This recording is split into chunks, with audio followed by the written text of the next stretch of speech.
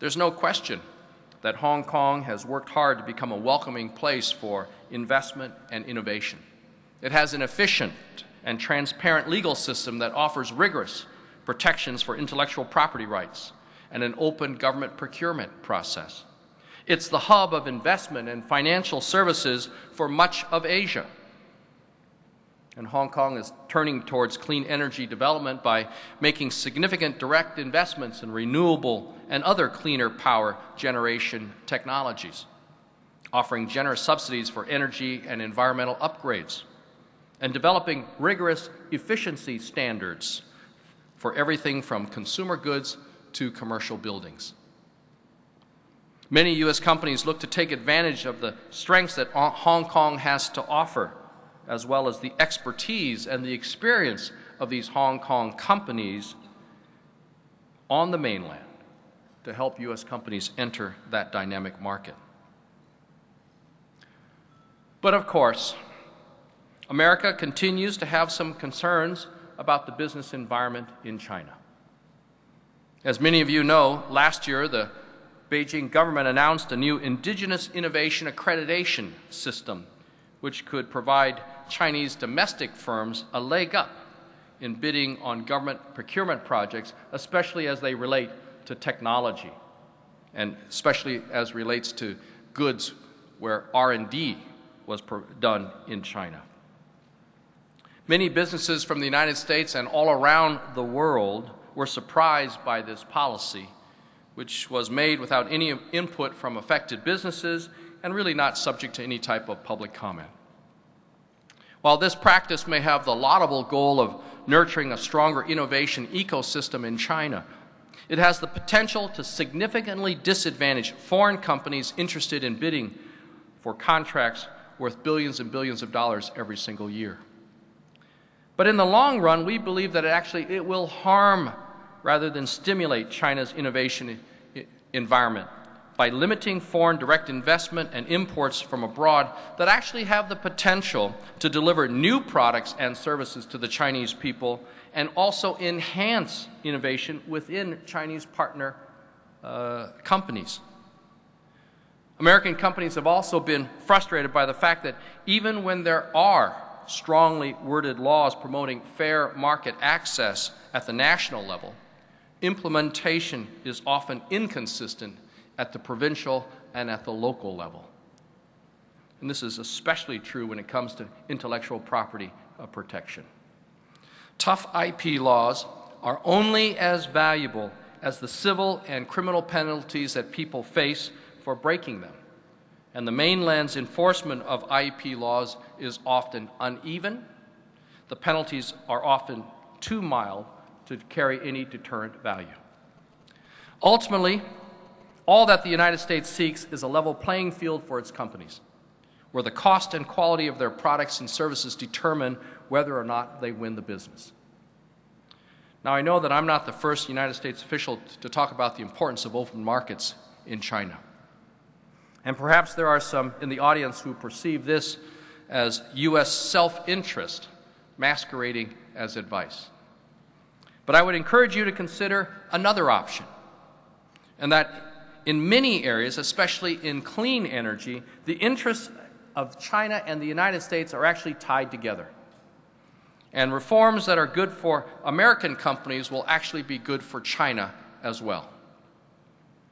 Because as China increasingly moves up the economic value chain from low-cost manufacturing to higher value-added research and development, the Chinese will also need protections for their innovations and free access to other markets.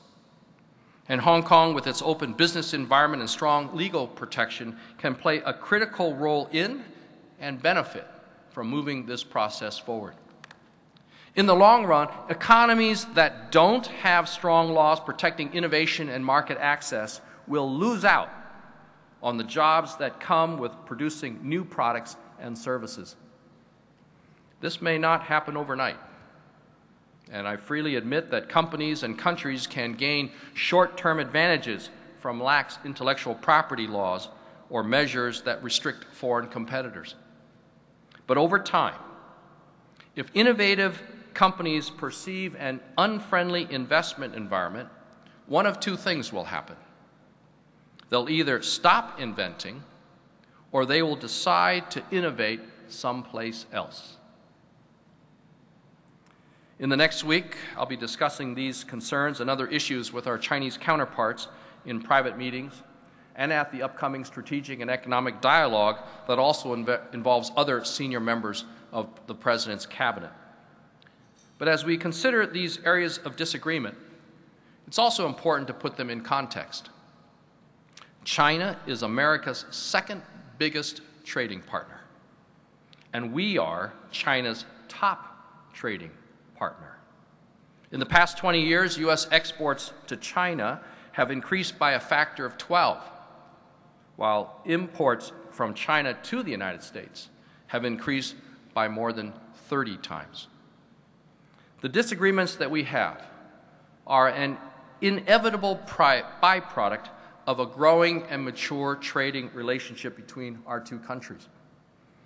And although it's something of a sport to portray every trade disagreement between the United States and China as evidence of an impending trade war, it's really more important to remember that such disagreements cover a very small fraction, a minute fraction of the trade between our two countries. For example, based on trade data for the year 2009, less than 3% of imports from China to the United States were affected by any type of anti-dumping or countervailing duty orders. While the United States and China will not always agree on everything, our economies and our environments are inextricably linked, and we have to solve our problems through dialogue and engagement. We do ourselves no favors by pretending otherwise. Last year, for example, as international climate talks intensify, we heard some claim that it was unjust to ask nations like China to reduce their carbon emissions when countries like the United States have spent 150 years using coal, oil, and other dirty fuels to grow their economies. That's an understandable point, but is of no concern to Mother Nature. She doesn't discriminate between the carbon that comes from the United States, China, India, or Europe. And Mother Nature will ignore attempts to explain the sins of the past by pointing out sins others are making in the future. As inhabitants of this planet, we will rise or fall together. And the best way forward is for us to draw on our respective national strengths to conquer our energy and our climate challenges. When you think about the place of China in history, it has a glorious role in history. The Chinese, over thousands of years, invented things like the compass, the clock, the printing press, paper, the seismograph. It has great arts and architecture, great religions, and great philosophies. Well, now China has another chance to make its mark on history. And working together, China and the United States of America can lead a second industrial revolution, where cleaner and more efficient technologies power the world's factories, cars, and homes of the 21st century. And in the process, we will create opportunities for both our peoples, and we will help lead the world away from the brink of environmental disaster. This is our chance to join together to write a glorious new chapter in the world's history and the world's story. We simply must seize that opportunity. Thank you very much.